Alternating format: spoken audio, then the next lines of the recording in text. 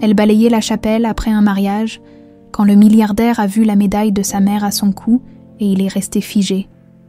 Le soleil de fin d'après-midi filtrait à travers les vitraux de la chapelle Saint-Michel, projetant des reflets colorés sur les dalles de pierre usées par des siècles de prières et de promesses.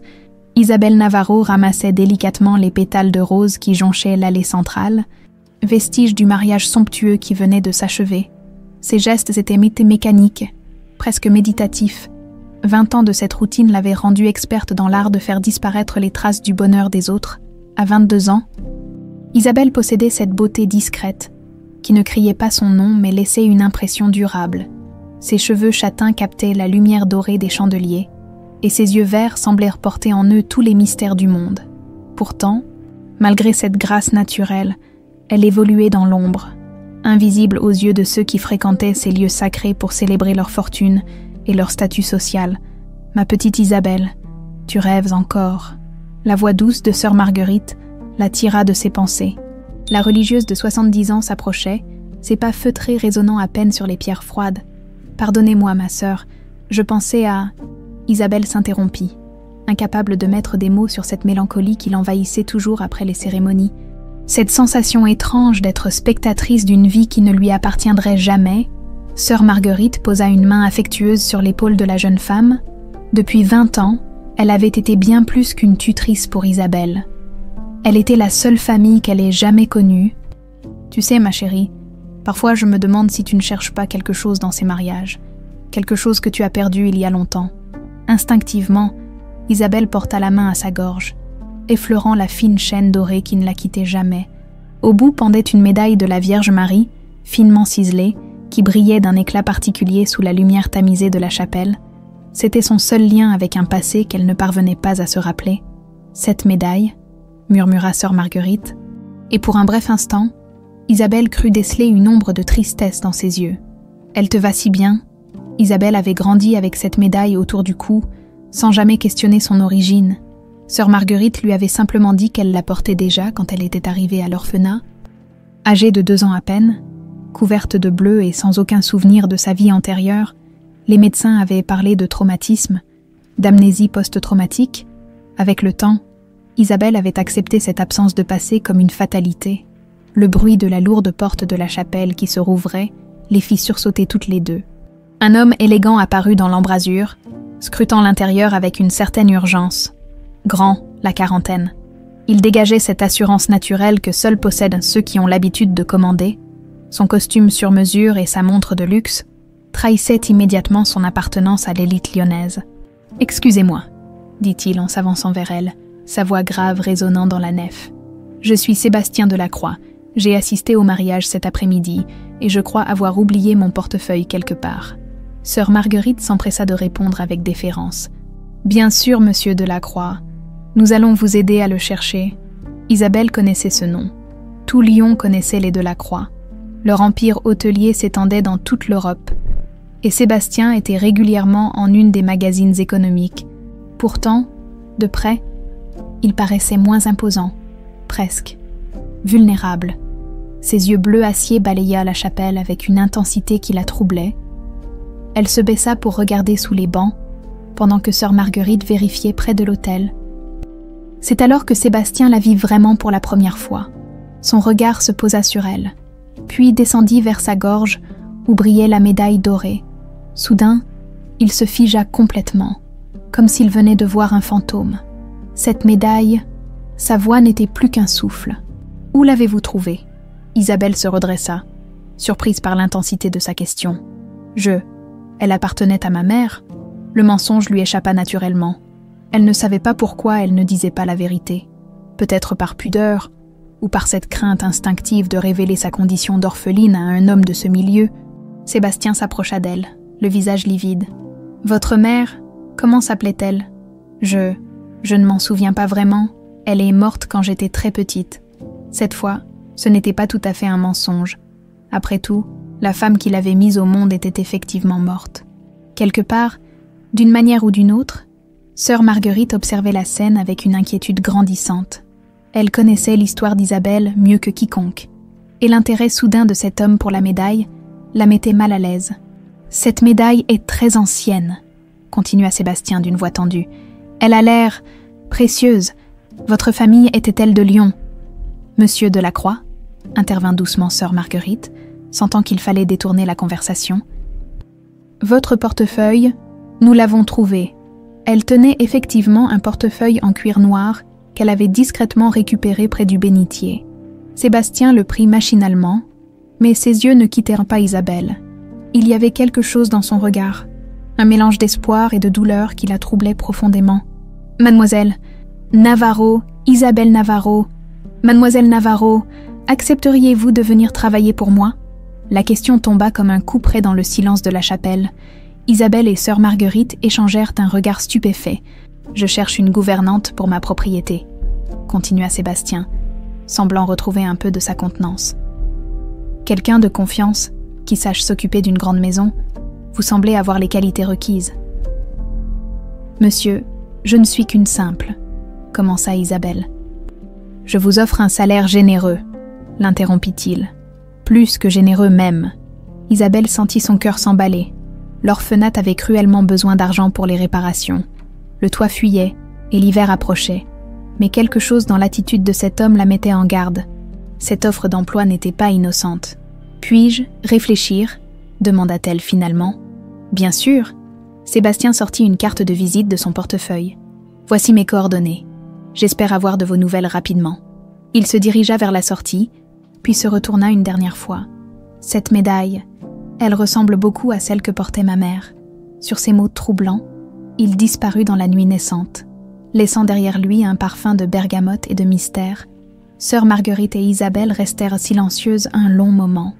Digérant cette rencontre inattendue, finalement, la religieuse soupira profondément. « Ma petite Isabelle, parfois, le destin nous rattrape quand on s'y attend le moins. » Elle posa une main tremblante sur la médaille d'Isabelle, et pour la première fois en 20 ans, ses yeux se remplirent de larmes, car sœur Marguerite savait ce qu'Isabelle ignorait encore. Cette médaille n'était pas un simple bijou, c'était la clé d'un passé douloureux, d'un secret qu'elle avait promis de garder jusqu'à ce que le moment soit venu de le révéler. Et ce moment, elle le sentait dans ses vieux os, approchait à grands pas. 3 jours plus tard, Isabelle se tenait devant les grilles imposantes de la propriété de la Croix. Sa modeste valise à la main et le cœur battant. L'offre de Sébastien était arrivée à point nommée. Le toit de l'orphelinat s'était effondré partiellement lors de l'orage de la veille, et sœur Marguerite n'avait plus les moyens de le faire réparer. « Tu es sûre de ton choix, ma petite ?» avait demandé la religieuse en l'accompagnant jusqu'à l'arrêt de bus.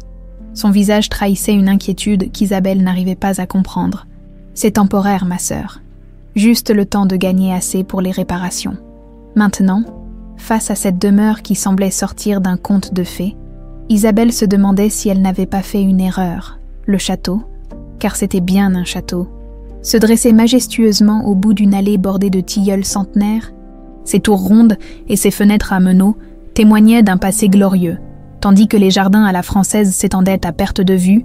Un homme d'une 50aine d'années vint lui ouvrir. « Mademoiselle Navarro, je présume, je suis Henri. » Le majordome, « Monsieur Delacroix vous attend dans le salon. » Isabelle le suivit à travers un hall d'entrée qui aurait pu contenir l'orphelinat tout entier. Des portraits d'ancêtres austères la regardaient depuis leur cadre doré, et un escalier de marbre blanc s'élevait vers les étages supérieurs.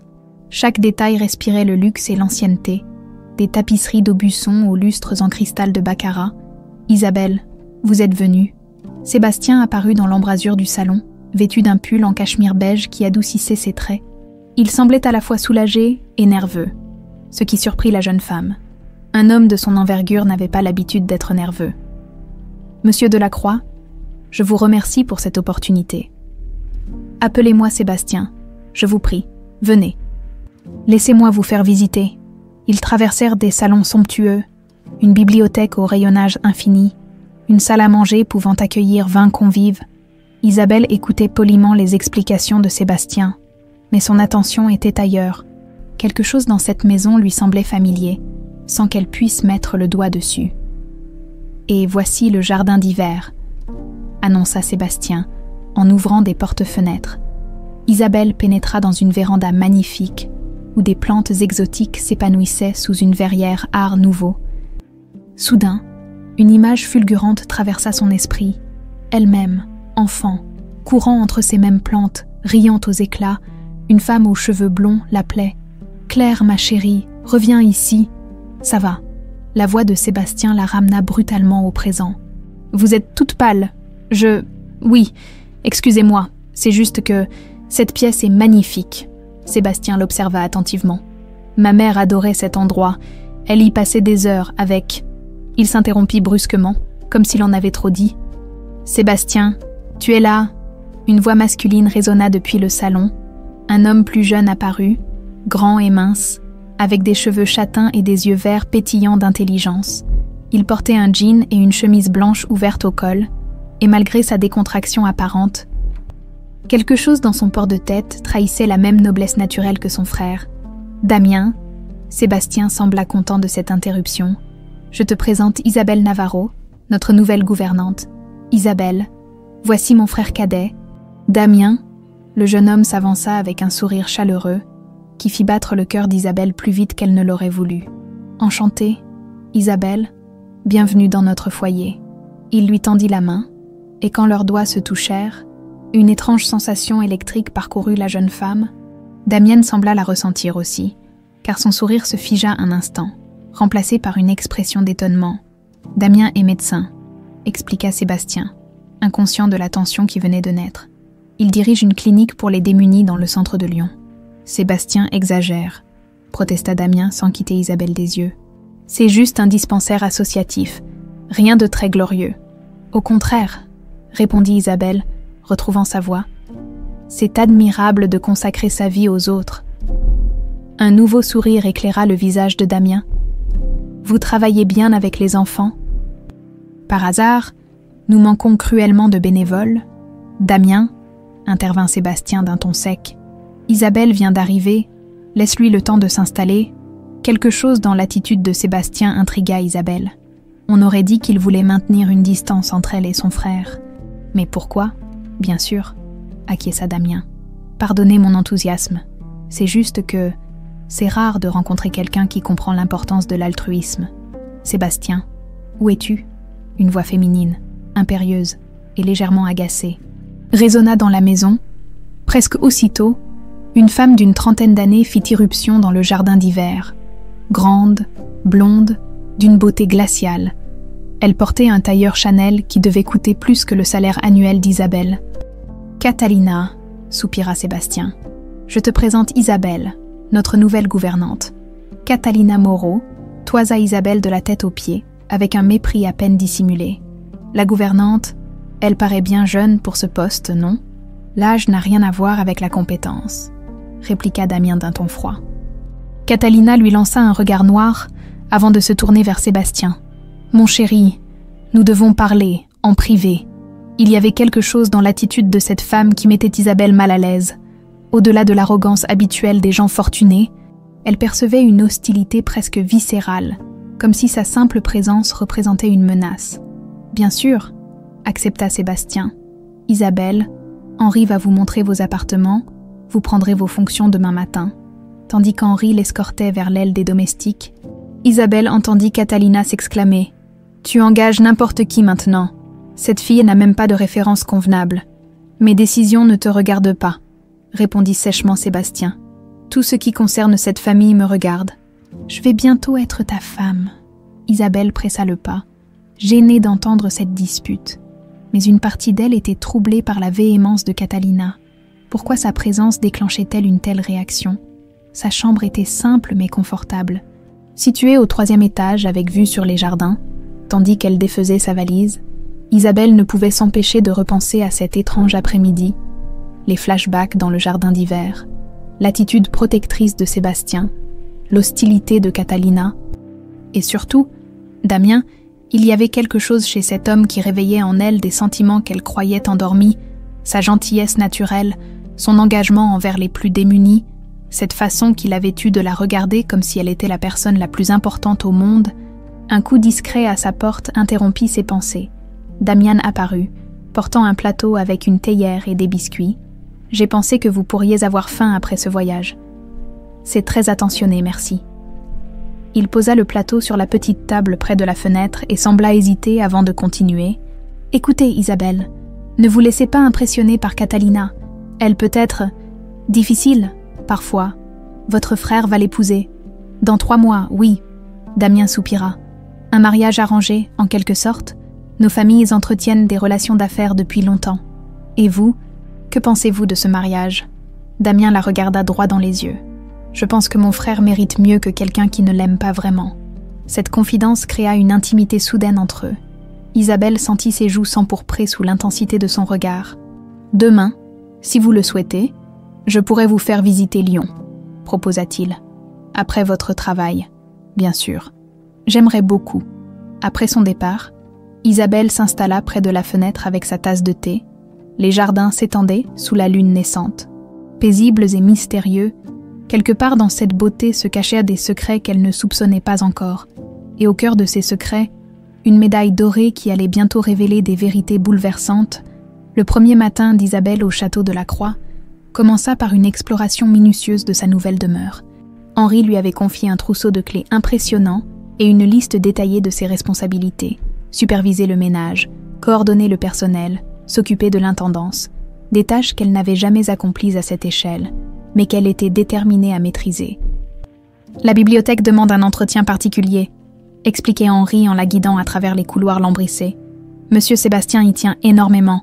Certains ouvrages datent du XVIe siècle. » Isabelle poussa la lourde porte sculptée et pénétra dans un temple du savoir. Des milliers de volumes reliés cuir tapissaient les murs jusqu'au plafond, accessibles par une échelle coulissante. L'odeur du papier ancien et de la cire d'abeille flottait dans l'air, créant une atmosphère solennelle et apaisante. Soudain, en effleurant le dos d'un livre de contes pour enfants, une image surgit dans son esprit avec une clarté saisissante.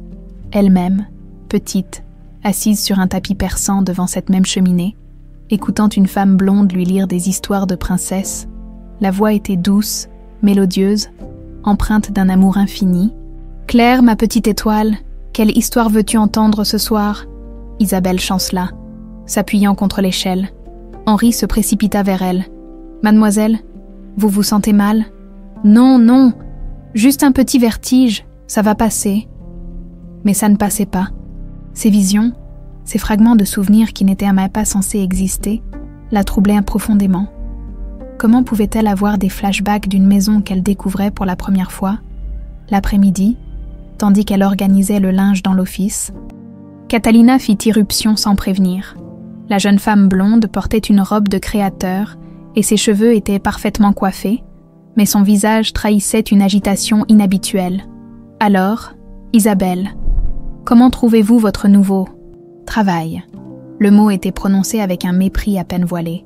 Très enrichissant, merci. Enrichissant. Catalina eut un rire sans joie. Vous savez, j'ai fait quelques recherches sur vous, c'est curieux. Je n'ai trouvé aucune référence professionnelle. Isabelle sentit un frisson d'inquiétude la parcourir. Je viens du milieu associatif. Les références y sont différentes. Vraiment. Catalina sortit une chemise de son sac. Pourtant, selon mes informations, vous avez travaillé dans plusieurs maisons bourgeoises avant de venir ici. Des familles qui ont eu des problèmes après votre passage. Le cœur d'Isabelle s'emballa. Ces documents étaient faux. Elle en était certaine. Mais ils paraissaient si authentiques. Je ne comprends pas. Vol de bijoux, disparition d'objets précieux.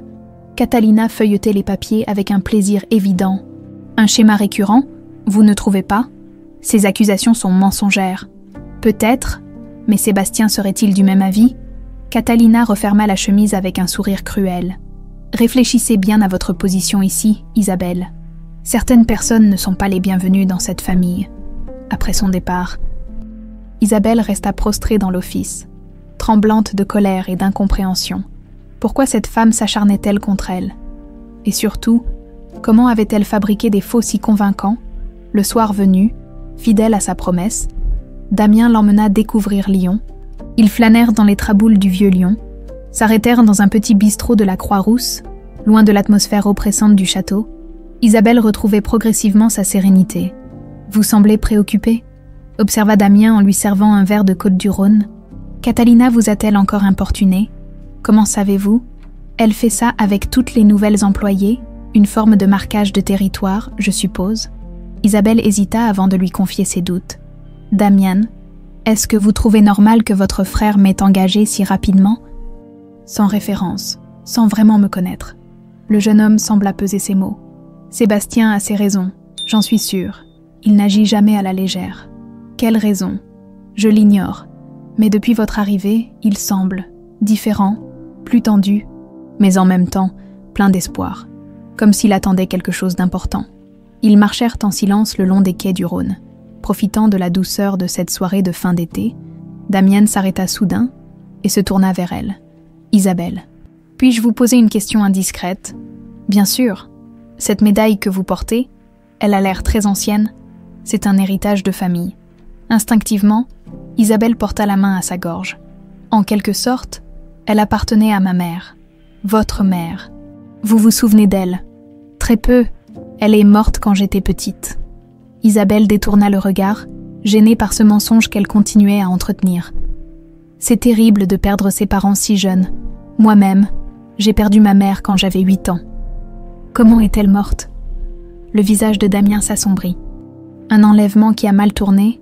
Elle a été tuée avec ma petite sœur, Claire. Elle n'avait que 2 ans. Isabelle sentit son sang se glacer.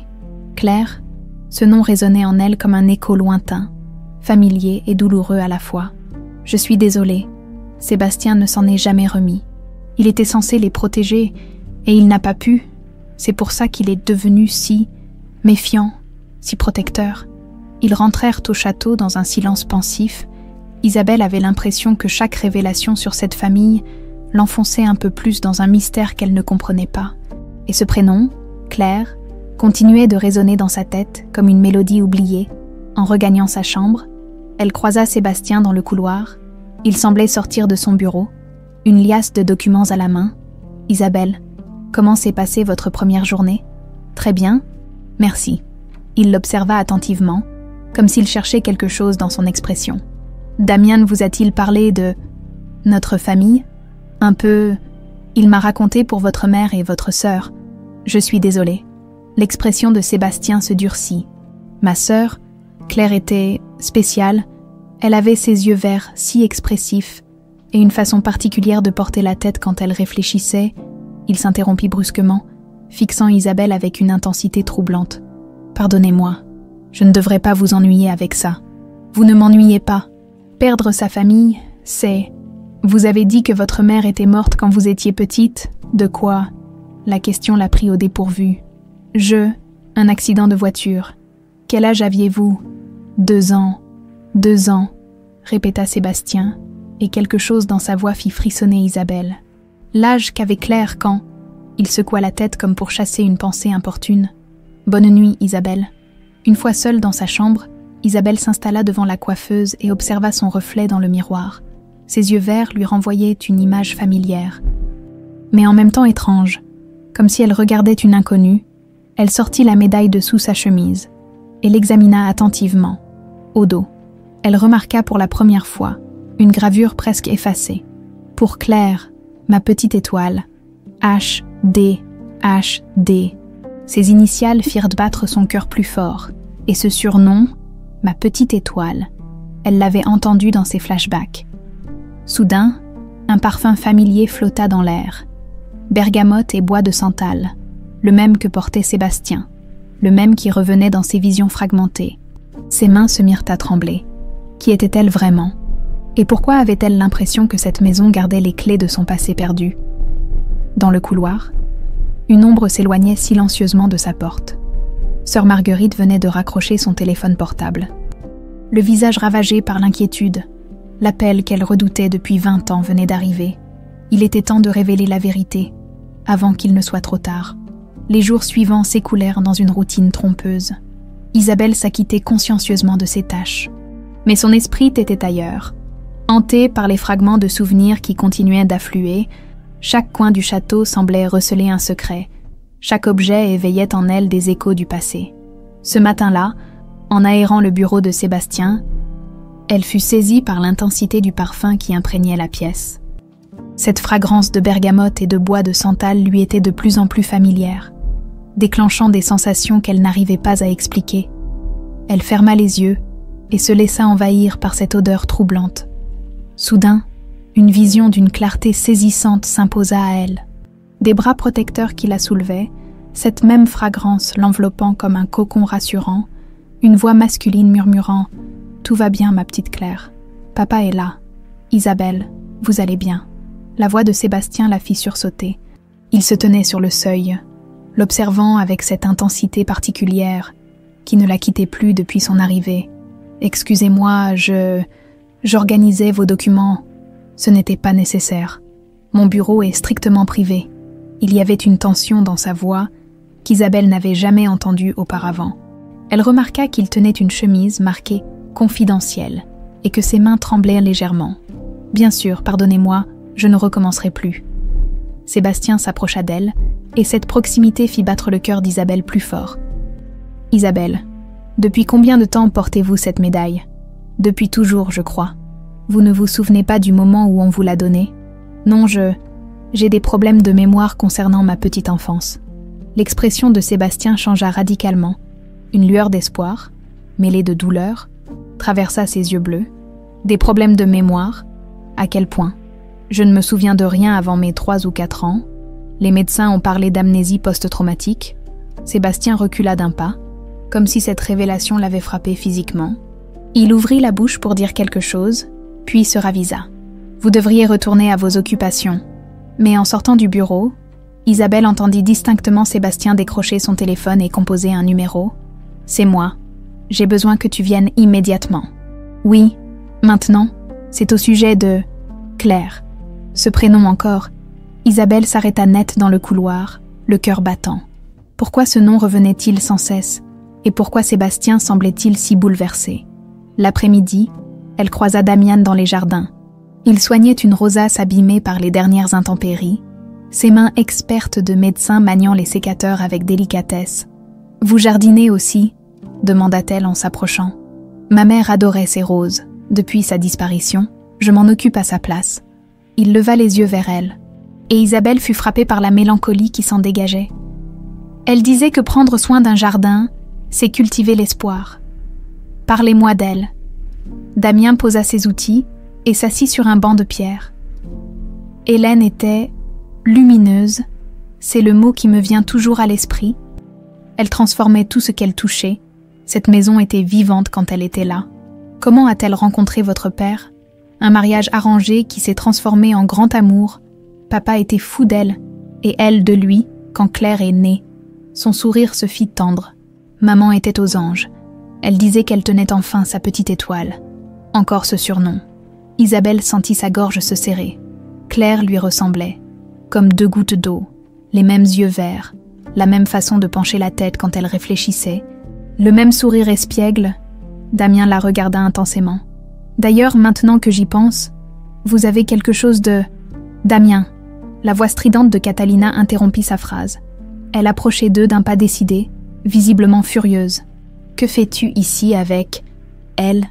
Je jardine, Catalina, et Isabelle m'aide. Isabelle n'a rien à faire dans les jardins. Sa place est à l'intérieur, avec les autres domestiques. La méchanceté gratuite de cette remarque fit bondir Damien. Catalina, surveille ton langage. Non, Damien, c'est toi qui devrais surveiller tes fréquentations. Elle se tourna vers Isabelle avec un sourire mauvais.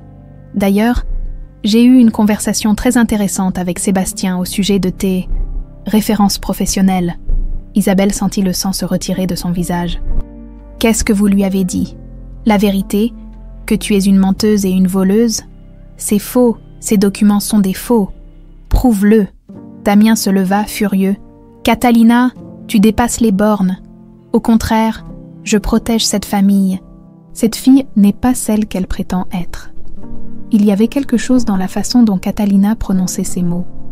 Une vérité cachée derrière l'accusation, qui troubla profondément Isabelle, comme si, au-delà de sa méchanceté, elle connaissait des secrets qu'elle gardait pour elle. « Tu as raison sur un point », dit soudain une voix grave derrière eux. Sébastien approchait, accompagné d'un homme âgé que Isabelle ne connaissait pas. Quelque chose dans l'attitude de Sébastien avait changé. Il semblait à la fois déterminé et vulnérable. Isabelle n'est effectivement pas celle qu'elle prétend être. Le cœur d'Isabelle s'arrêta de battre. Allait-il la renvoyer sur la base des fausses accusations de Catalina? « Permettez-moi de vous présenter Maître Dubois, notre avocat de famille.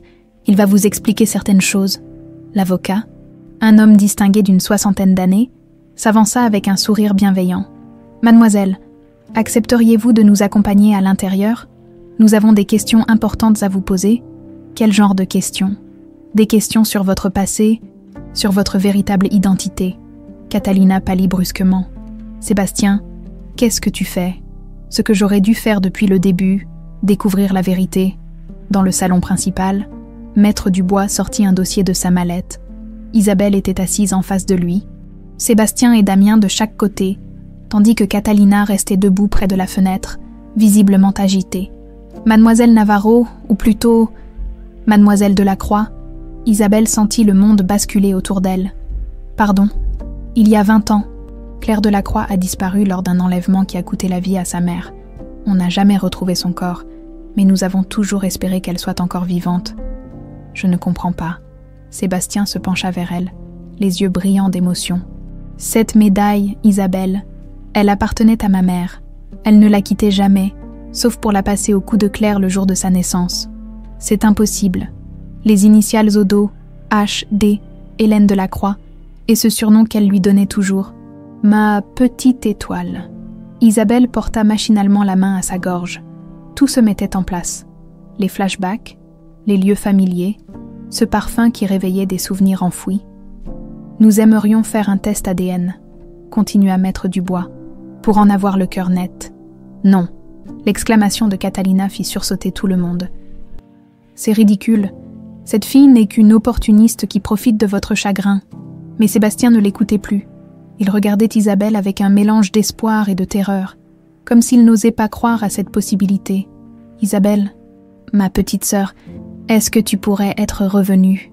Damien, lui, semblait pétrifié. Si Isabelle était effectivement Claire, alors les sentiments qu'il éprouvait pour elle... « Je ne sais pas, » murmura Isabelle, les larmes aux yeux. « Je ne sais plus rien, dehors. » Les nuages s'amoncelaient, annonçant l'orage. Et dans cette pièce chargée d'émotions, chacun pressentait que plus rien ne serait jamais comme avant. La vérité, si longtemps enfouie, était sur le point d'exploser au grand jour. L'appel arriva à 3 heures du matin. Déchirant le silence de la nuit comme un cri de détresse, Isabelle fut réveillée en sursaut par la sonnerie stridente de son téléphone portable. La voix de sœur Agnès, tremblante d'émotion, lui annonça la nouvelle qu'elle redoutait depuis des semaines. « Isabelle, ma chérie, sœur Marguerite, elle ne va pas bien. Elle te demande. Il faut que tu viennes. Vite !» Sans hésiter, Isabelle s'habilla à la hâte et se précipita vers la sortie, dans le hall d'entrée. Elle croisa Sébastien qui descendait l'escalier. Alerté par le bruit, « Que se passe-t-il ?»« Sœur Marguerite est mourante. Je dois y aller. Je vous accompagne. » « Ce n'est pas nécessaire. » « Si, ça l'est. » Le trajet jusqu'à l'orphelinat se déroula dans un silence tendu. Sébastien conduisait sa BMW dans les rues désertes de Lyon.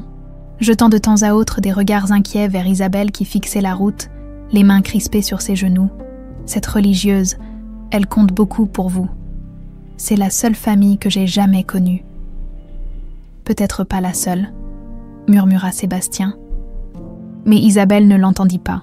L'orphelinat sentait la cire et les médicaments. Sœur Agnès les accueillit dans le hall principal. Ses yeux rougis par les larmes. Elle t'attend dans sa chambre. Elle a refusé de partir à l'hôpital. Elle dit qu'elle a quelque chose d'important à te dire. Isabelle monta les marches usées qui menaient aux cellules des religieuses. Suivie de près par Sébastien, la chambre de sœur Marguerite était spartiate. Un lit, un crucifix, une petite table. La femme qui avait élevé Isabelle gisait sous des draps blancs, son visage creusé par la maladie mais ses yeux toujours brillants d'intelligence. « Ma petite Isabelle », sa voix n'était plus qu'un souffle. « Tu es venue. Ma sœur ?» Isabelle s'agenouilla près du lit et prit la main décharnée de la religieuse. « Pourquoi ne m'avez-vous pas dit que vous étiez si malade ? Parce que j'attendais que le moment soit venu, le moment de te dire la vérité. » Sœur Marguerite tourna péniblement la tête vers Sébastien. « Monsieur Delacroix, vous ressemblez à votre père. Hélène m'avait montré des photos. » Sébastien sursauta. « Vous connaissiez ma mère ? Je l'ai tenue dans mes bras quand elle est morte. » Un silence de plomb s'abattit sur la petite chambre. Isabelle sentit sa gorge se serrer. « Ma sœur, de quoi parlez-vous?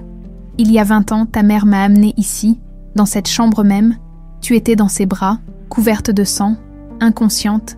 Elle aussi était blessée. Mortellement. » Les yeux de sœur Marguerite se voilèrent de larmes. « Elle m'a supplié de te protéger, de ne jamais révéler qui tu étais, tant que ce ne serait pas sans danger. Ma mère. » Isabelle se sentait dérivée dans un cauchemar éveillé. « Hélène Delacroix, ta vraie mère. » Sébastien s'effondra sur la chaise près du lit. « Claire, ma petite Claire, tu es vivante. Avant de mourir, continua sœur Marguerite avec effort, Hélène m'a confié une lettre scellée.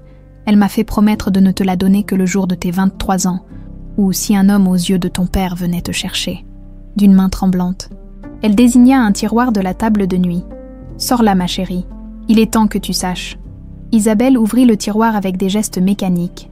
À l'intérieur, une enveloppe jaunie portait son nom. « Pour Claire, ma petite étoile. À ouvrir seulement quand elle sera prête à connaître la vérité. Lis-la. Mon enfant, lis les derniers mots de ta mère. » Les mains d'Isabelle tremblèrent si fort qu'elle pouvait à peine tenir la lettre.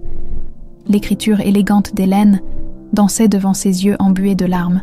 « Ma chérie, si tu lis ces mots, c'est que le moment est venu pour toi de connaître la vérité sur ton passé. Je suis Hélène Delacroix, ta mère, et je suis en train de mourir dans les bras de sœur Marguerite, cette sainte femme qui accepte de te protéger. Les Moreau nous ont enlevés, toi et moi, pour s'emparer des terres pétrolifères de ton père. Auguste Moreau est un homme sans scrupules, qui n'hésitera pas à tuer pour arriver à ses fins. Mais ce qu'il ignore, c'est que j'ai découvert son secret le plus terrible, ma chérie. Tu as une sœur jumelle. Catalina n'est pas la fille d'Auguste Moreau. Elle est ta sœur, volée à la naissance et élevée par nos ennemis comme une arme contre notre famille. Auguste l'a façonnée pour qu'elle épouse Sébastien et détruise les Delacroix de l'intérieur. J'ai enregistré une vidéo qui prouve tous leurs crimes. Sœur Marguerite sait où la trouver. Utilise-la pour protéger ta famille, mais méfie-toi de Catalina. Elle ne sait pas qui elle est vraiment. Et Auguste a fait d'elle une ennemie redoutable. Tu es Claire Delacroix, héritière légitime de notre fortune. Mais surtout, tu es ma fille bien-aimée, ma petite étoile qui illuminera à nouveau cette famille brisée. Je t'aime plus que ma propre vie. Pardonne-moi de t'abandonner, maman. » La lettre s'échappa des mains d'Isabelle et voltigea jusqu'au sol. Sébastien la ramassa, la lut rapidement, et son visage devint livide. « Catalina, ma fiancée, est ta sœur jumelle. Il y a plus, » murmura sœur Marguerite d'une voix de plus en plus faible. La vidéo, dans le coffre de la chapelle, derrière l'autel, la combinaison, c'est votre date de naissance, Claire, ma sœur. Isabelle se pencha vers la religieuse dont la respiration devenait laborieuse. « Pardonne, un vieil. »« Mensonge, ma chérie, tu es, enfin, rentrez, à la maison. » Sœur Marguerite ferma les yeux et rendit son dernier souffle avec un sourire paisible, la main d'Isabelle dans la sienne. « Non, ma sœur, ne me laissez pas. » Isabelle s'effondra en sanglots sur le corps inerte de celle qui l'avait élevée avec tant d'amour. Sébastien s'approcha doucement et posa une main protectrice sur son épaule. « Claire, ma petite sœur, je suis là maintenant. Catalina. » Isabelle releva la tête, les yeux rouges. « Elle est ma sœur jumelle, et elle ne le sait pas. Nous devons récupérer cette vidéo. Si ce que dit votre mère est vrai, Auguste Moreau est un assassin et Catalina est une victime, comme moi. » Ils retournèrent à la chapelle Saint-Michel dans l'aube naissante. Isabelle connaissait chaque pierre de ce lieu sacré, mais elle le voyait maintenant avec des yeux nouveaux. C'était ici que sa vraie vie avait commencé. Dans le mensonge et la protection, derrière l'autel, ils trouvèrent effectivement un petit coffre-fort dissimulé, la date de naissance de Claire, le 15 mars, ouvrit le mécanisme, à l'intérieur, une clé USB et plusieurs documents. Sébastien inséra la clé dans son ordinateur portable. Le visage d'Hélène apparut à l'écran, marqué par la souffrance mais déterminé. Si quelqu'un regarde cette vidéo, c'est que je suis morte. Auguste Moreau a orchestré notre enlèvement. Il a tué mon mari et veut s'emparer de nos terres. Mais le pire, c'est qu'il a volé l'une de mes filles jumelles à la naissance Il y a 2 ans, cet enfant, il l'élève comme sa propre fille. Elle s'appelle Catalina, et elle ne sait pas qu'elle est une Delacroix. La vidéo continuait, révélant des détails sordides sur les crimes de la famille Moreau. Isabelle regardait, hypnotisée, ces révélations qui bouleversaient tout ce qu'elle croyait savoir. « Comment peut-on faire ça à un enfant ?» murmura-t-elle. « Voler une petite fille et en faire une arme contre sa propre famille. Auguste Moreau n'a pas de cœur, » répondit Sébastien sombrement. « Mais maintenant, nous avons les preuves, nous pouvons le détruire. Et Catalina, elle croit que les Moreau sont sa vraie famille. Comment va-t-elle réagir en apprenant la vérité ?» Sébastien regarda sa sœur retrouvée, avec une tendresse mêlée d'inquiétude. « Je ne sais pas, Claire, mais nous devons lui dire. Elle a le droit de savoir qui elle est vraiment. » Dehors, le soleil se levait sur Lyon, illuminant une nouvelle journée. Mais pour Isabelle, Claire, Delacroix, c'était plus qu'un nouveau jour qui commençait. C'était une nouvelle vie, avec une nouvelle identité et des choix impossibles à faire. Comment allait-elle regarder Damian maintenant, en sachant qu'elle était sa sœur? Comment allait-elle affronter Catalina, cet ennemi qui était en réalité sa propre chair et son sang? Et surtout, comment allait-elle survivre à la vérité qu'elle venait de découvrir? Le retour au château se déroula dans un silence pesant. Isabelle, Claire désormais, regardait défiler le paysage familier de Lyon avec des yeux nouveaux. Chaque détail prenait une signification différente. Elle rentrait chez elle, vraiment chez elle, pour la première fois depuis 20 ans. « Comment te sens-tu » demanda doucement Sébastien en garant la voiture devant le perron. « Perdue, comme si ma vie entière n'était qu'un mensonge. » Ce n'était pas un mensonge. Claire, c'était une protection. Sœur Marguerite t'a sauvé la vie. Dans le hall d'entrée, ils croisèrent Damien qui descendait pour son petit déjeuner. Le jeune médecin s'arrêta net en voyant leur visage grave. « Que s'est-il passé, sœur Marguerite ?»« Elle est morte, » murmura Claire, les larmes aux yeux. Damien s'approcha instinctivement pour la consoler, mais Sébastien l'arrêta d'un geste. « Il faut qu'on parle, Damien, tous les trois. » Dans le bureau de Sébastien, Claire raconta tout, la lettre d'Hélène, la vidéo, la vérité sur son identité. Damien l'écoutait avec une incrédulité grandissante, son visage passant par toutes les nuances de l'émotion. « Tu es, Claire, ma petite sœur. » Oui, un silence terrible s'installa. Damien se leva brusquement et se dirigea vers la fenêtre, lui tournant le dos. « Damien » appela doucement Claire. « J'ai besoin d'air. » Il sortit précipitamment, laissant Claire désorientée. Sébastien posa une main réconfortante sur son épaule. « Il va digérer la nouvelle. C'est normal qu'il soit bouleversé. Il me fuit parce que nous, vous vous êtes attachés l'un à l'autre sans savoir. Ce n'est la faute de personne. » Dans les jardins, Damien marchait de long en large, l'esprit en ébullition. Depuis l'arrivée d'Isabelle, il avait ressenti quelque chose de particulier pour elle, une attirance qu'il avait crue amoureuse, mais qui était peut-être tout simplement fraternelle. Comment distinguer l'amour de l'instinct de protection familiale quand on ignore la vérité? « Damien, qu'est-ce qui te tracasse ?» Il se retourna et vit Catalina qui approchait.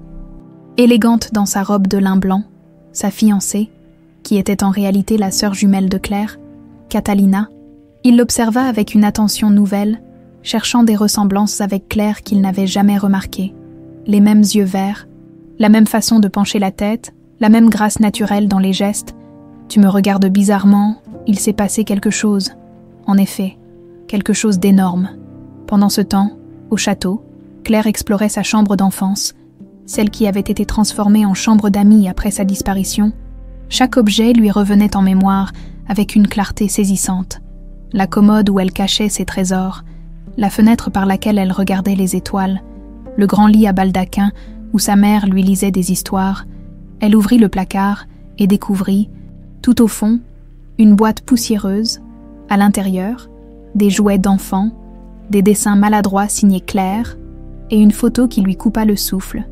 2 petites filles, identiques, âgées d'environ 1 an, dans les bras d'Hélène et d'un homme qu'elle reconnut comme étant son père. Au dos de la photo, une écriture enfantine. Mes 2 petites étoiles, Claire et Catalina. « Mon Dieu !» murmura-t-elle. Elle et Catalina, enlacées, souriant à l'objectif, 2 sœurs qui ne savaient pas encore que le destin allait les séparer et en faire des ennemis. Qu'est-ce que tu fais dans ma chambre ?» Claire sursauta. Catalina se tenait sur le seuil, le visage fermé. Mais pour la première fois, Claire ne voyait plus de la méchanceté dans ses yeux, juste de la souffrance et de la confusion. « Ta chambre. Cette pièce était fermée depuis des années. Sébastien l'a rouverte quand tu es arrivé. C'était la chambre de Claire. Je sais parce que je suis Claire. » Catalina éclata d'un rire sans joie. « Encore cette histoire ridicule. Tu crois vraiment que je vais avaler ça ?» Claire lui tendit la photo. « Regarde !» Catalina prit le cliché d'une main tremblante. Son visage se décomposa progressivement. « Où as-tu trouvé ça ?»« Dans cette boîte, nos jouets d'enfance. Catalina, tes jouets aussi ? C'est impossible. Ta date de naissance, le 15 mars, la même que la mienne. » Catalina recula d'un pas, comme si la photo la brûlait. « Non, non, c'est un montage, une manipulation. Regarde-moi, Catalina, vraiment, qu'est-ce que tu vois ?» Pour la première fois, Catalina observa Claire, sans haine ni mépris. Elle vit ses propres yeux verts, son propre nez, sa propre bouche. Elle vit son reflet dans le miroir d'une autre. « Nous sommes sœurs jumelles », continua Claire doucement, séparées lors de l'enlèvement qui a coûté la vie à notre mère. Ma mère, c'est Viviane Moreau. Mon père, c'est Auguste. Ils m'ont élevée. Ils m'ont aimée. Ils t'ont volée, Catalina. Tu étais un bébé de quelques mois quand ils t'ont arraché à ta vraie famille. Tais-toi. Catalina se boucha les oreilles. Je ne veux pas entendre ça. Mais au fond d'elle-même, des détails longtemps refoulés remontaient à la surface. Ces cauchemars récurrents où elle cherchait quelqu'un qu'elle ne trouvait jamais, cette sensation de vide, comme s'il lui manquait une partie d'elle-même, cette mélancolie inexpliquée qui l'envahissait parfois. « Auguste sait que tu es ma sœur, » continua Claire. « Il t'a élevée pour que tu épouses Sébastien et que tu détruis notre famille de l'intérieur. C'est faux, papa ne ferait jamais ça. Alors pourquoi es-tu si acharnée contre moi depuis mon arrivée ? Pourquoi cette haine viscérale pour quelqu'un que tu ne connaissais pas ?» Catalina se figea. C'était vrai. Dès qu'elle avait vu Claire, une rage inexplicable s'était emparée d'elle, comme si quelque chose en elle reconnaissait une rivale, une menace pour sa place dans la famille qu'elle croyait sienne. « Les faux documents que tu as présentés à Sébastien, » reprit Claire. « Qui te les a fournis ? Papa, mais c'était pour protéger la famille. » « Quelle famille ? Catalina, les Moreau, qui t'ont menti depuis ta naissance. Ou les Delacroix, ton vrai sang. » Catalina s'effondra sur le lit, la photo dans les mains. 28 ans de certitude s'écroulaient d'un coup. « Je ne peux pas être ta sœur. Nous nous détestons. » « Non, tu me détestes parce qu'on t'a appris à me détester. Mais as-tu déjà réfléchi pourquoi ?» Claire s'assit à côté d'elle sur le lit, où elles avaient probablement dormi ensemble. « Bébé, j'ai eu des flashbacks depuis mon arrivée, des souvenirs de cette maison, de notre mère. Et toi, est-ce que tu rêves parfois d'une femme blonde qui chante des berceuses ?» Catalina sursauta. « Comment tu… Oui, depuis toujours, mais je pensais que c'était… de l'imagination. C'était Hélène, notre vraie mère. » Les deux jeunes femmes restèrent silencieuses un long moment, digérant cette révélation bouleversante. « Si c'est vrai, » murmura finalement Catalina, « alors toute ma vie n'est qu'un mensonge. Non, ta vie t'appartient. Ce qui compte, c'est ce que tu en fais maintenant que tu sais la vérité. Et Sébastien, comment peut-il m'épouser en sachant que je suis sa sœur ? Il ne le sait pas encore. Je voulais te parler en premier. » Catalina se leva brusquement, arpentant la chambre comme une lionne en cage. « Papa, est-ce qu'il sait ? Est-ce qu'il a toujours su qui j'étais vraiment ? Oui, et il compte se servir de toi pour détruire les Delacroix. Alors je ne suis qu'un pion dans son jeu. Tu as le choix maintenant. Catalina, tu peux continuer à jouer son jeu, ou rentrer à la maison. » Catalina regarda autour d'elle, cette chambre qui avait été la sienne avant qu'on lui vole sa vie. Pour la première fois depuis des années, elle se sentait à sa place quelque part. « Qu'est-ce que ça changerait ? Le mal est fait. J'ai déjà fait tant de mal à cette famille. Il n'est jamais trop tard pour bien faire. Et si je ne sais pas comment, si je suis trop abîmée pour redevenir bonne ?» Claire prit la main de sa sœur. « Alors nous apprendrons ensemble, comme nous aurions dû le faire si on ne nous avait pas séparés. » Dehors, l'orage grondait, mais pour la première fois depuis 20 ans, les deux sœurs Delacroix étaient réunies, face à un choix qui allait déterminer leur avenir. et celui de tous ceux qu'elles aimaient, le silence qui suivit les révélations fut brisé par la sonnerie du téléphone de Catalina. Le nom « Papa » s'affichait sur l'écran, et les deux sœurs échangèrent un regard lourd de signification. « Réponds », encouragea Claire. « Mais ne lui dis rien, pas encore. » Catalina décrocha d'une main tremblante. « Bonjour, papa. »« Catalina, ma chérie, comment se portent nos amis de la Croix ?» La voix d'Auguste Moreau était mielleuse, mais Claire perçut l'inquiétude sous-jacente. « Tout va bien, pourquoi cette question ? J'ai appris que cette gouvernante causait quelques remous.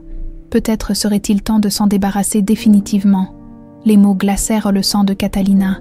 « Que veux-tu dire par définitivement ? Tu le sais très bien. Ma fille, comme nous nous sommes débarrassés d'Hélène de la Croix il y a 20 ans. » Catalina ferma les yeux, la nausée l'envahissant. Claire avait dit vrai. Auguste parlait du meurtre de leur mère avec la même désinvolture que s'il évoquait la météo. « Papa, cette femme, Hélène, comment est-elle morte exactement ?» Un silence inquiétant répondit à sa question. « Pourquoi t'intéresses-tu soudain à de vieilles histoires ? Simple curiosité. La curiosité peut être dangereuse, Catalina. Contente-toi de te concentrer sur ton mariage. Dans quelques semaines, tu seras une Delacroix et notre plan touchera au but. Et après le mariage, que se passera-t-il ? Après, tu hériteras de tout et les Delacroix paieront enfin pour ce qu'ils nous ont fait. Qu'est-ce qu'ils nous ont fait, papa ? Ils nous ont humiliés. Ils ont refusé nos propositions d'affaires. Ils nous ont traités comme des moins que rien. Mais maintenant, grâce à toi, leur fortune nous reviendra. » Catalina regardait Claire pendant cette conversation, voyant dans ses yeux verts le même dégoût qui l'envahissait. Comment avait-elle pu être aveugle si longtemps ? « Je dois te laisser, papa. Sébastien m'attend. »« Parfait. N'oublie pas qui tu es, ma fille. N'oublie pas d'où tu viens. » Après avoir raccroché, Catalina resta immobile, fixant son téléphone comme s'il venait de la mordre. « Il a reconnu avoir tué notre mère, » murmura-t-elle. « Et il compte te faire hériter de notre fortune après avoir éliminé mes frères. »« Mes frères », corrigea automatiquement Catalina, puis elle réalisa ce qu'elle venait de dire. « Nos frères », un coup discret à la porte interrompit leur conversation. Damian apparut, l'air mal à l'aise. « Claire, Catalina, nous devons parler. »« Entre », dit Claire. Catalina sait maintenant, elle sait tout. Damien observa les deux jeunes femmes assises côte à côte sur le lit.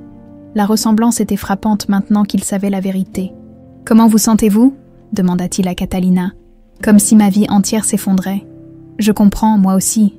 J'ai du mal à digérer tout ça. » Il s'assit dans le fauteuil face à elle, évitant soigneusement de regarder Claire dans les yeux.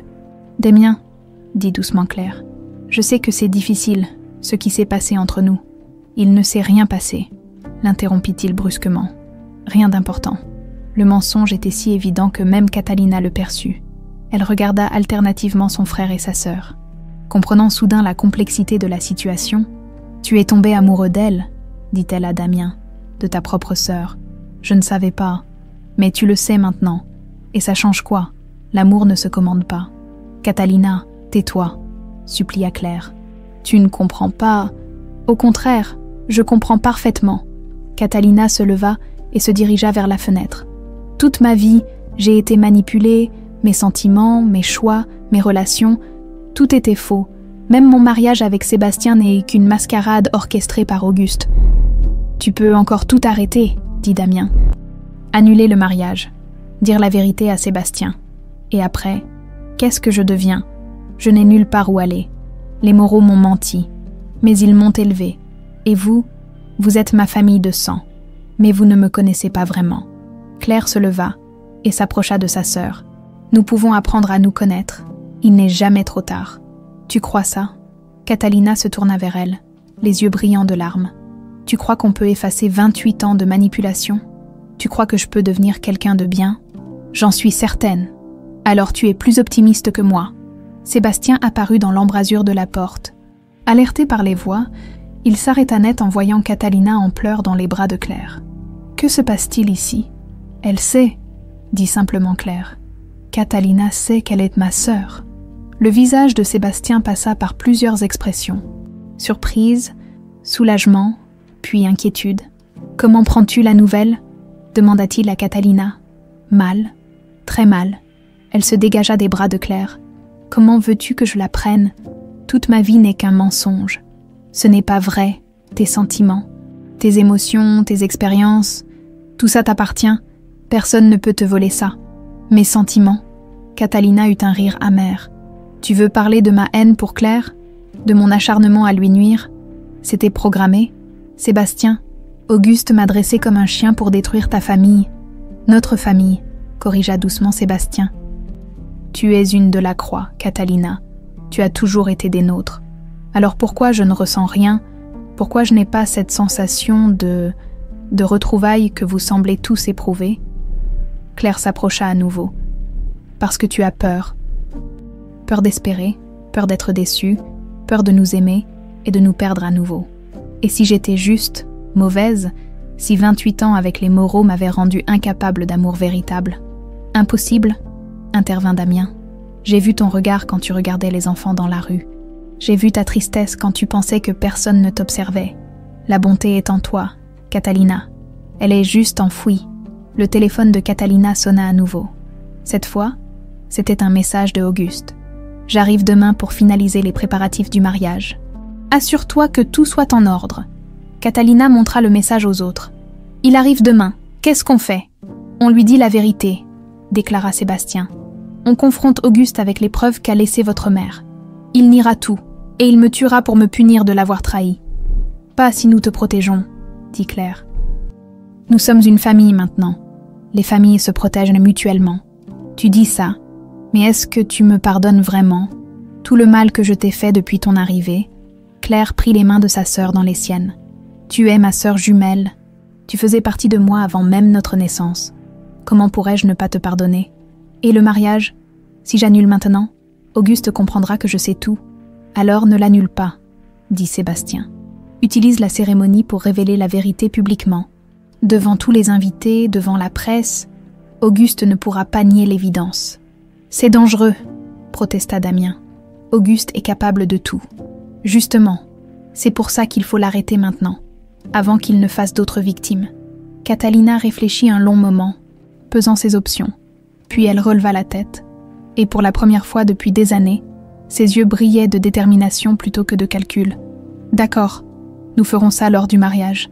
Mais j'ai une condition. »« Laquelle ?» demanda Claire. « Quoi qu'il arrive, quoi que je découvre sur moi-même dans cette épreuve, promettez-moi que vous ne m'abandonnerez pas. Promettez-moi que j'aurai toujours une place dans cette famille. »« Promis » dirent-ils en chœur. Dehors, la nuit tombait sur Lyon. Dans quelques jours aurait lieu un mariage qui changerait tout. Mais pour l'instant, pour la première fois depuis 20 ans, les 3 enfants de la Croix étaient réunis. Il ne restait plus qu'à espérer que leur amour familial retrouvé serait plus fort que les années de mensonges et de manipulations. L'arrivée d'Auguste Moreau au château de la Croix le lendemain matin fut théâtrale, comme tout ce qu'entreprenait cet homme. Sa Bentley noire remonta majestueusement l'allée de Tilleuls, suivie d'un convoi de voitures transportant fleuristes, traiteurs et organisateurs de mariage. À 60 ans, Auguste conservait cette prestance qui avait fait de lui l'un des hommes d'affaires les plus redoutés de Lyon. Depuis la fenêtre du salon, Claire observait l'homme qui avait détruit sa famille, cheveux gris impeccablement coiffés, costume sur mesure, sourire de requin, tout en lui respirait l'arrogance et la cruauté. Mais ce qui la troublait le plus, c'était de voir à quel point il ressemblait à Catalina. 28 ans de vie commune avaient créé des mimiques, des expressions qui faisaient croire à une véritable filiation. « Il a l'air si normal », murmura-t-elle à Sébastien qui se tenait à ses côtés. « Les monstres ont rarement l'air de monstres. C'est ce qui les rend si dangereux. » Catalina descendit les marches du perron pour accueillir celui qu'elle avait appelé père toute sa vie. Claire remarqua sa démarche légèrement rigide, trahissant la tension qui l'habitait. « Papa !» Catalina embrassa Auguste avec un naturel parfait. « Tu es en avance. J'avais hâte de voir ma petite fille avant son grand jour. » Auguste l'examina attentivement. « Tu sembles fatiguée, ma chérie. Les préparatifs te stressent. Un peu, c'est normal, non ? Bien sûr. Mais rappelle-toi pourquoi nous faisons tout cela. Pour notre famille, pour notre avenir. » En prononçant ces mots, Auguste jeta un regard vers les fenêtres du château. Et Claire eut l'impression désagréable qu'il la regardait directement. L'après-midi fut consacré aux derniers préparatifs.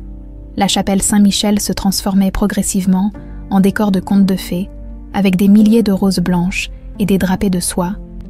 L'ironie de la situation n'échappait pas à Claire. C'était dans cette même chapelle qu'elle avait rencontré Sébastien, déclenchant cette série d'événements qui allaient révéler la vérité. C'est beau, n'est-ce pas? La voix d'Auguste dans son dos la fit sursauter. « Monsieur Moreau, je ne vous avais pas entendu arriver. Vous devez être la fameuse Isabelle. Catalina m'a beaucoup parlé de vous. » Il l'observait avec une intensité dérangeante, comme s'il cherchait à percer un mystère. Claire sentit un frisson la parcourir. « J'espère qu'elle ne vous a dit que du bien. Elle m'a dit que vous étiez troublante, une jeune femme aux origines mystérieuses, avec une ressemblance frappante avec les Delacroix. Les gens voient souvent des ressemblances là où il n'y en a pas. » Auguste s'approcha dangereusement. « Peut-être, mais moi, je ne me trompe jamais sur les visages, surtout quand ils me rappellent de vieux souvenirs. » Quels souvenirs? Ceux d'une femme que j'ai bien connue autrefois, Hélène Delacroix. Vous lui ressemblez de façon troublante. Claire sentit sa gorge se serrer. « Je ne vois pas de qui vous parlez. Non. Pourtant, cette médaille que vous portez, elle aussi me rappelle quelque chose. » Instinctivement, Claire porta la main à sa gorge. Auguste eut un sourire glacial. Intéressant, très intéressant. Il s'éloigna sans un mot de plus. Laissant Claire tremblante, il savait, d'une façon ou d'une autre, Auguste Moreau avait deviné qui elle était vraiment. Le soir venu, la famille Delacroix se réunit dans le bureau de Sébastien. Catalina rapporta sa conversation avec son père adoptif. « Il soupçonne quelque chose.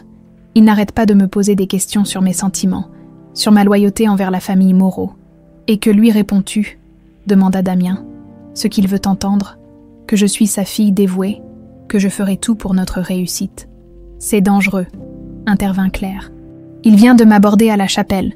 Il m'a clairement fait comprendre qu'il me soupçonnait d'être lié aux Delacroix. » Sébastien fronça les sourcils. « Nous devrions peut-être avancer notre plan, révéler la vérité dès demain matin ? » « Non, » dit fermement Catalina. « Si nous révélons tout maintenant, papa aura le temps de s'échapper, de détruire des preuves.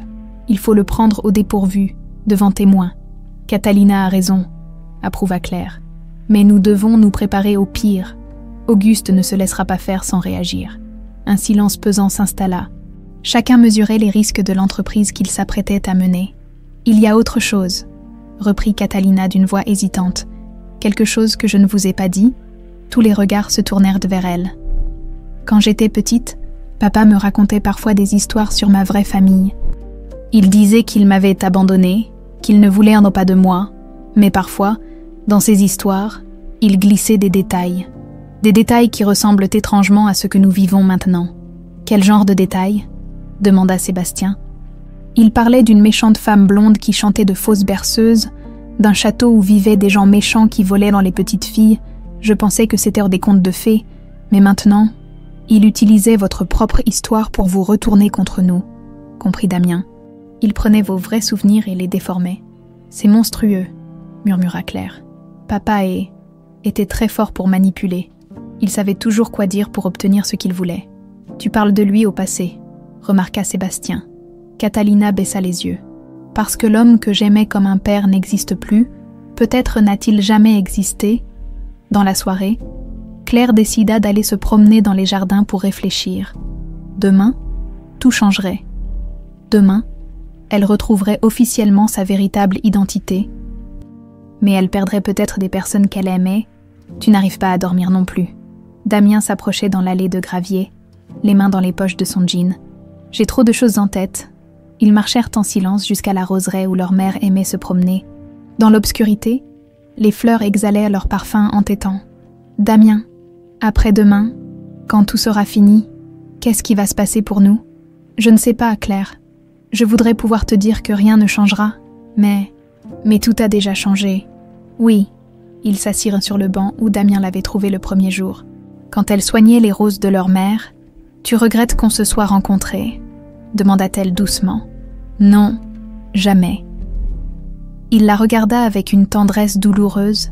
« Ces moments que nous avons partagés, ils comptent, peu importe ce qui arrive après. Même si nous ne pouvons pas,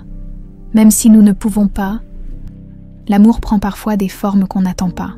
L'important, c'est qu'il existe. » Claire sentit les larmes monter. « Tu me manques déjà, et tu es encore là. Toi aussi, tu me manques. » Ils restèrent ainsi dans le silence complice, savourant ces derniers instants de proximité avant que la vérité ne les sépare définitivement. Au château, derrière une fenêtre du premier étage, Auguste Moreau observait la scène avec un sourire mauvais. Il décrocha son téléphone et composa un numéro. « C'est moi, oui. Mes soupçons se confirment. La petite gouvernante n'est autre que Claire Delacroix. Non, laisse-moi faire. J'ai un plan. » Il raccrocha et contempla à nouveau le couple dans le jardin.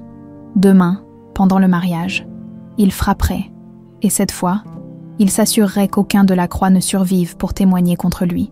La nuit était tombée sur Lyon, lourde de menaces et de secrets. Dans quelques heures, la vérité éclaterait enfin au grand jour. Mais à quel prix? Le matin du mariage se leva dans un ciel d'orage, les nuages noirs s'amoncelant au-dessus de Lyon comme un présage. Dans sa suite, Catalina se préparait avec l'aide de Claire, les deux sœurs partageant ces derniers moments avant l'épreuve qui les attendait. « Tu es sûre de vouloir aller jusqu'au bout ?» demanda Claire, en ajustant le voile de dentelle familiale sur les cheveux de sa jumelle. « Non, mais c'est le seul moyen d'en finir avec les mensonges. » Catalina se regardait dans le miroir, resplendissante dans la robe de mariée qui avait appartenu à leur mère. L'ironie de la situation ne lui échappait pas.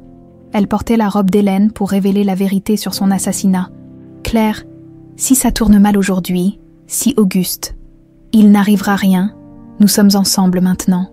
Promets-moi quelque chose. Si je ne m'en sors pas, raconte mon histoire. Dis au monde que Catalina Moreau n'a jamais vraiment existé, qu'il n'y a jamais eu qu'une petite fille volée qui essayait de rentrer chez elle. » Claire prit les mains de sa sœur. « Tu vas t'en sortir. Nous allons nous en sortir. » En bas, dans le hall d'entrée, les invités commençaient à arriver. L'élite lyonnaise au complet s'était déplacée pour ce mariage que la presse locale avait surnommé « l'union du siècle ». Hommes d'affaires, politiciens, aristocrates, tous ignoraient qu'ils allaient assister à bien plus qu'une cérémonie nuptiale.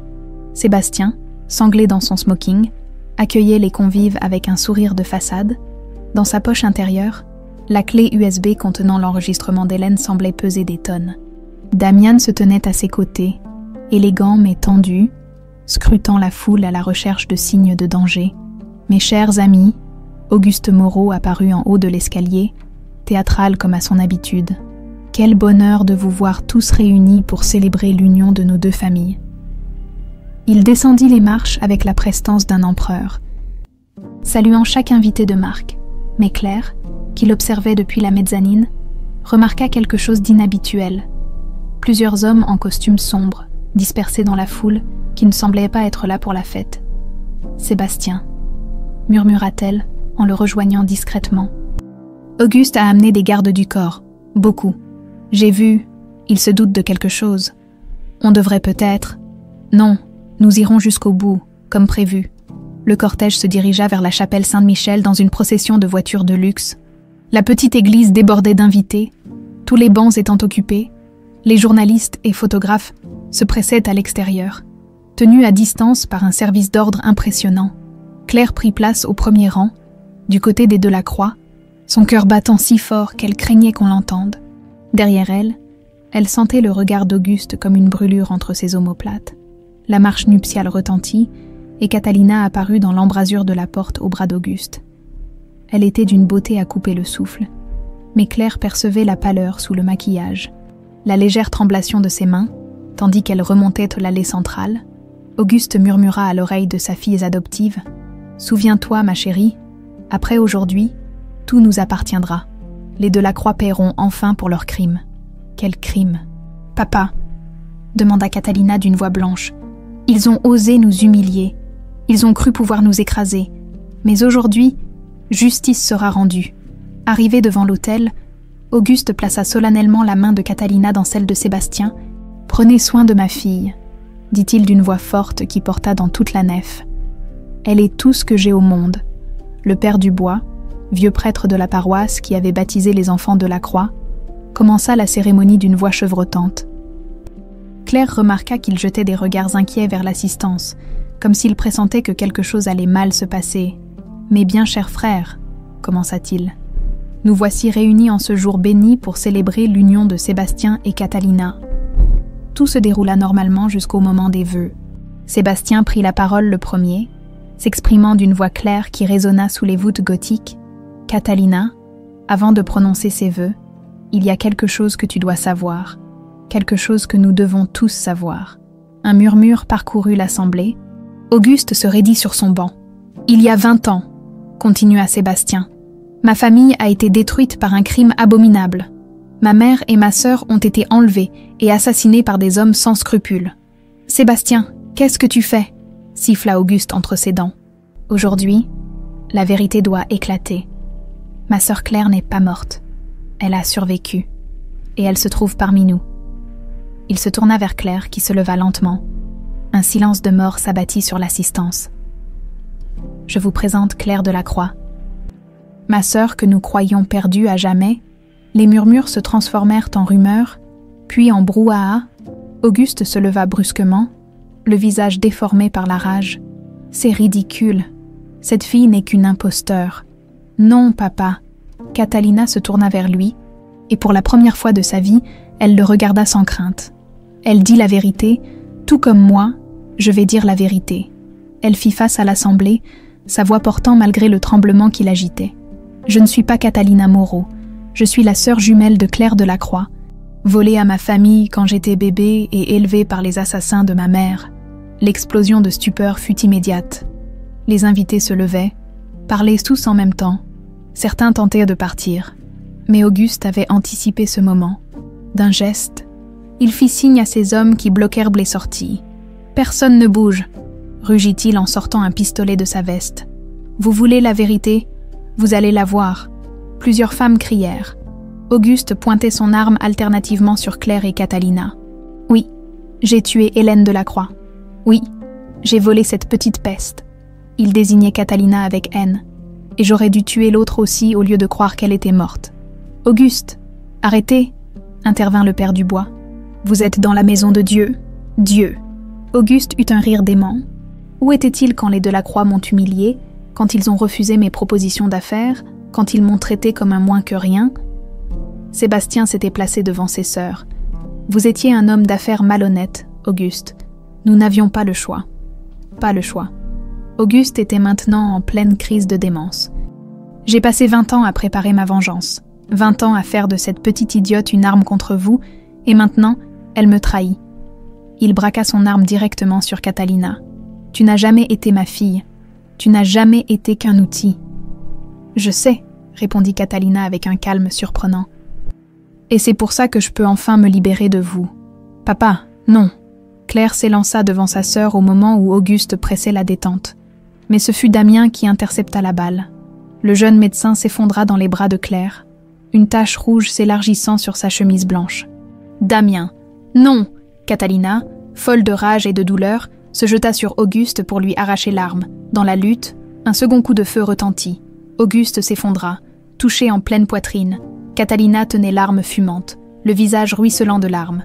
« Pardonne-moi », murmura-t-elle à l'intention de Claire qui berçait Damien mourant. « Pardonne-moi, ma sœur. » Damien ouvrit les yeux une dernière fois, son regard se posant sur Claire. « Si tu étais ma sœur, » murmura-t-il dans un souffle. « J'aurais quand même donné ma vie pour toi, parce que c'est ça, l'amour. » Il exhala son dernier souffle, avec un sourire apaisé, la main de Claire dans la sienne.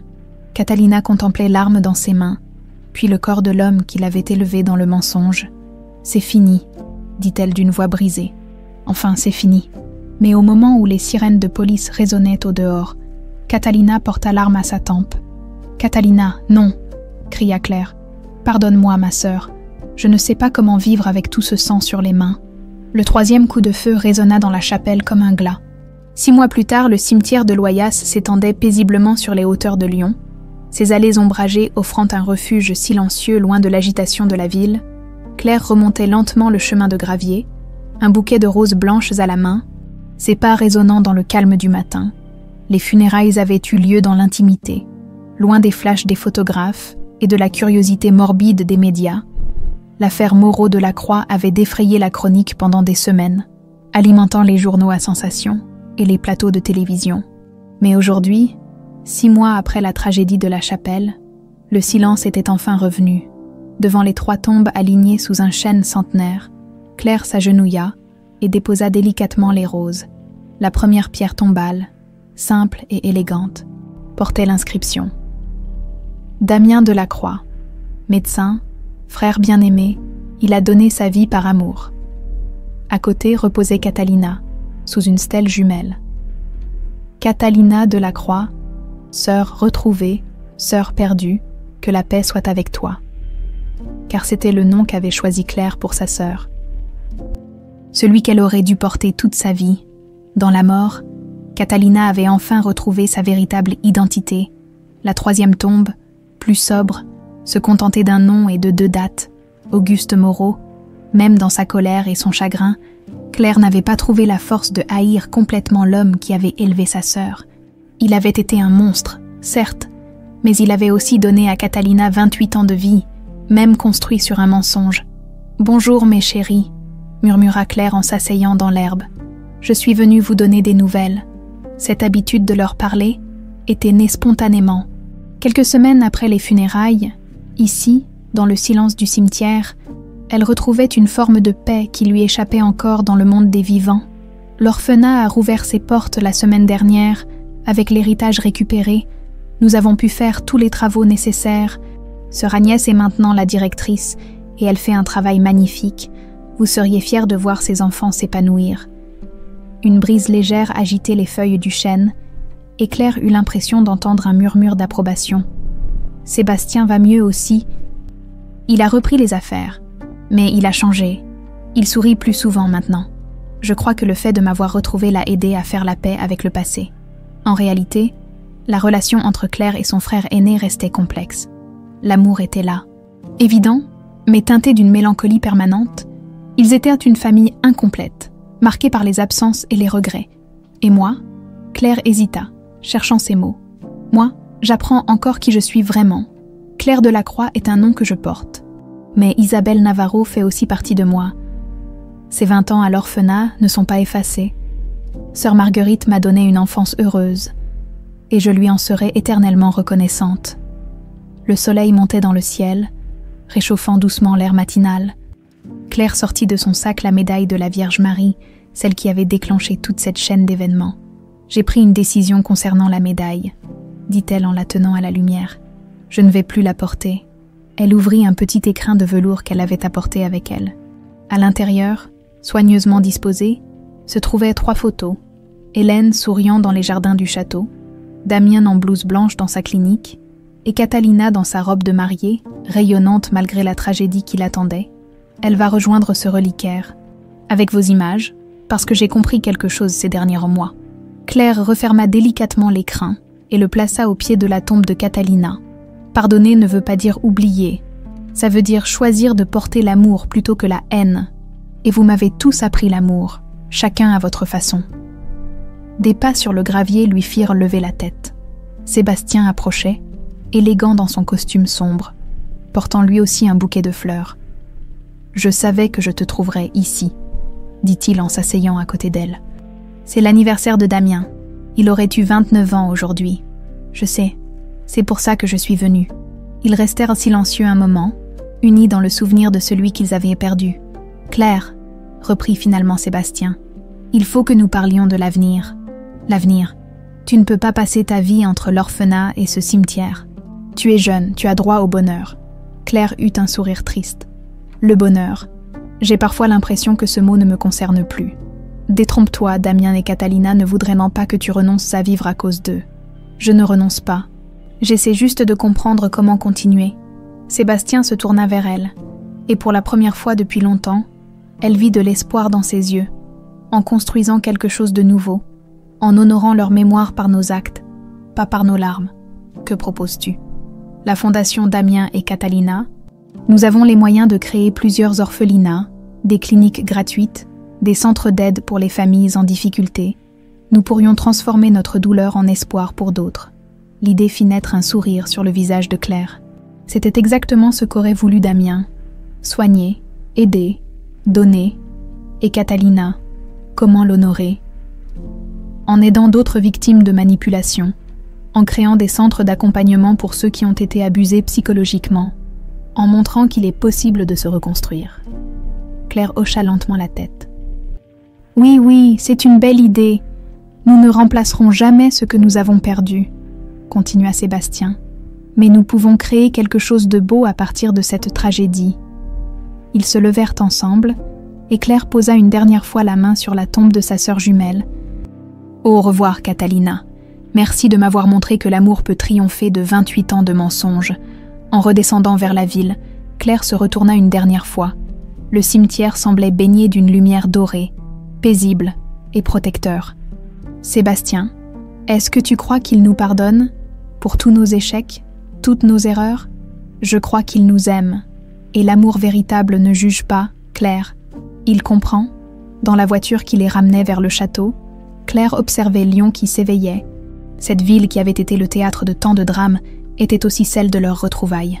Elle contenait désormais tous ses souvenirs, les vrais et les construits, les heureux et les douloureux. « Tu sais, » dit-elle à Sébastien, « je n'ai plus peur de qui je suis.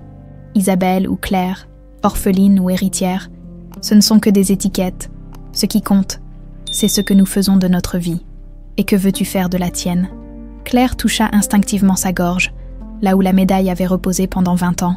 Quelque chose de bien, quelque chose dont Damien et Catalina pourraient être fiers. Le château de la Croix apparut au détour de la route, majestueux dans la lumière matinale. Ce n'était plus seulement une belle demeure chargée d'histoire, c'était véritablement un foyer. Le foyer que Claire avait retrouvé au prix de tant de souffrances. En franchissant le portail, elle aperçut les jardins où Damien cultivait les roses de leur mère. Bientôt, elle reprendrait cette tradition, non par nostalgie, mais par espoir. Car si l'amour pouvait faire fleurir des roses, il pouvait aussi faire renaître une famille, même brisée, même incomplète, même marquée par la tragédie. L'amour était plus fort que tout, même plus fort que la mort. Et cette certitude, gravée dans son cœur comme la Vierge Marie sur sa médaille d'or, accompagnerait Claire de la Croix pour le reste de sa vie.